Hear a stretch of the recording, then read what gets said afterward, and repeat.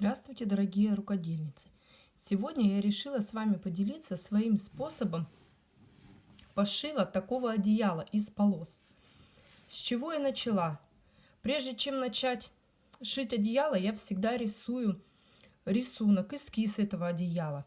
И на нем уже высчитываю количество необходимой ткани для пошива одеяла.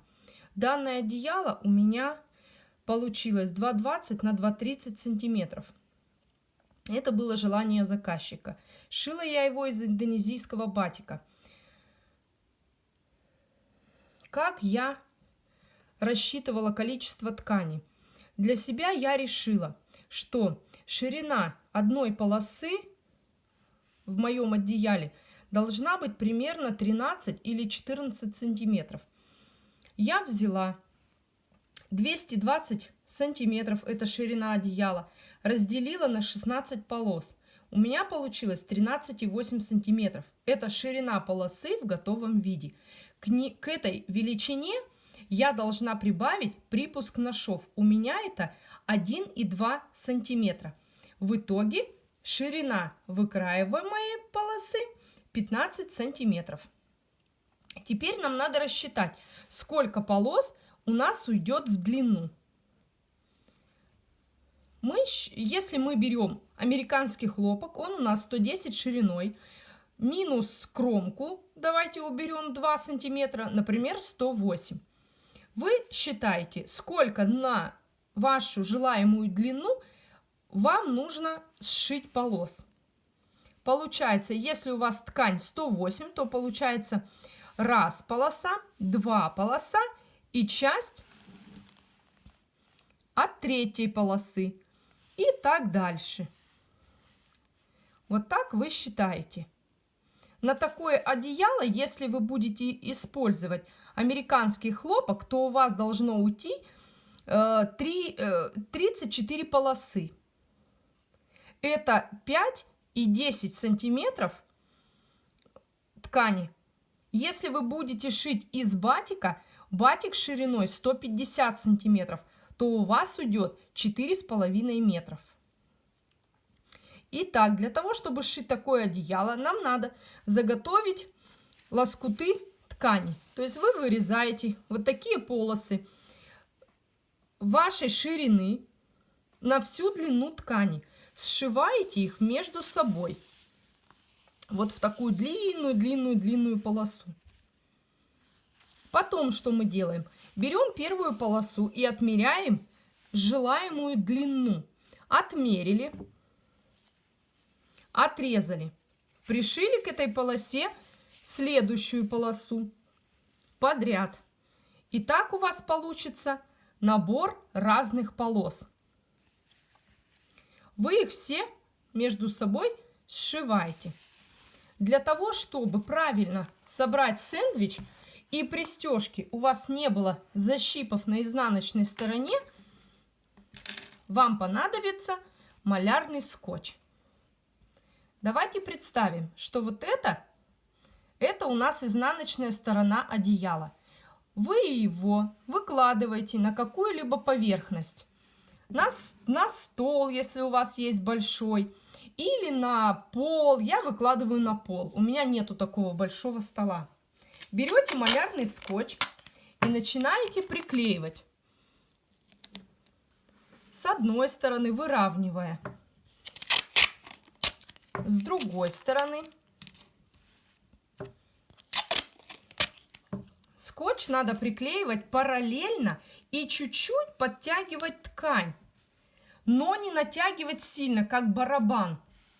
Итак, от середины к краям вы приклеиваете всю поверхность вашей изнаночной ткани. Далее вы кладете свой утеплитель, разравниваете, следом пойдет ваш лоскутный верх. Вот так вы его положите.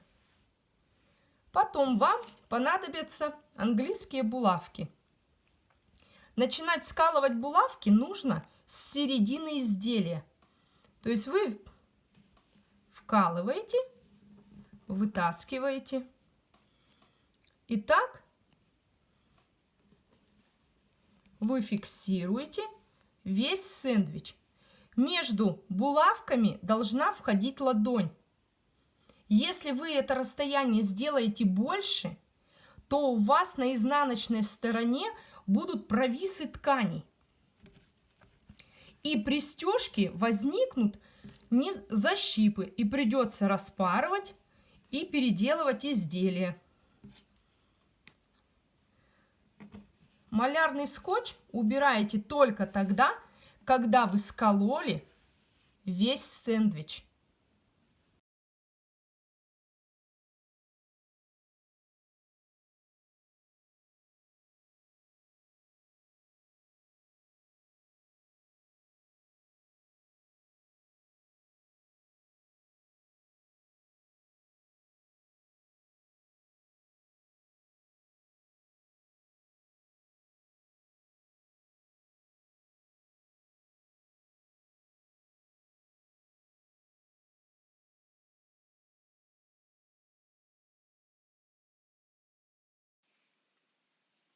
После того, как вы прикололи весь сэндвич булавками, приступаем к самому интересному. На мой взгляд, это к стежке. Если вы начинающий мастер лоскутного шитья, то можно это одеяло простегать в раскол шва, то есть точно в шов между пришитыми полосками. Я стегала вот такой волной, для того, чтобы размыть границу между лоскутками, чтобы она одеяло не было похоже на забор.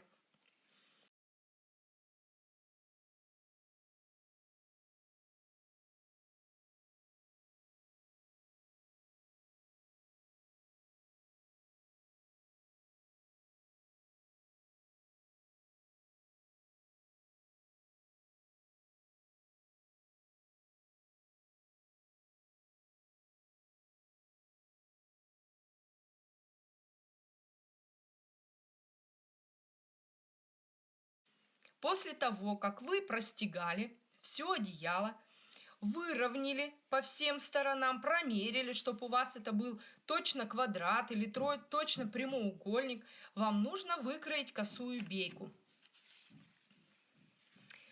Косая бейка кроется для одеял с прямыми углами, кроется по долевой.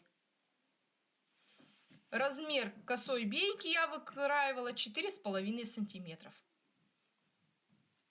Косую бейку я пришиваю сначала, то есть вот так, на изнаночную, с изнаночной стороны косой бейки я прошиваю шов на машинке, потом отгибаю, и с изнаночной стороны одеяла я косую бейку пришиваю на руках.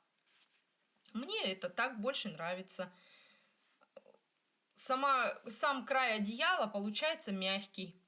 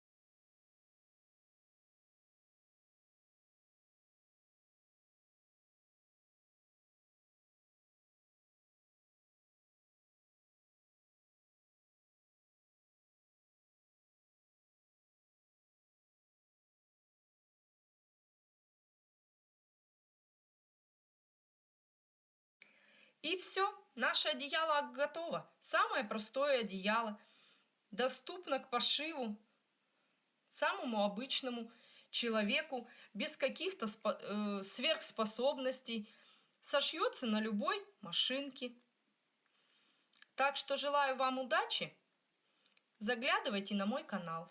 Пока-пока.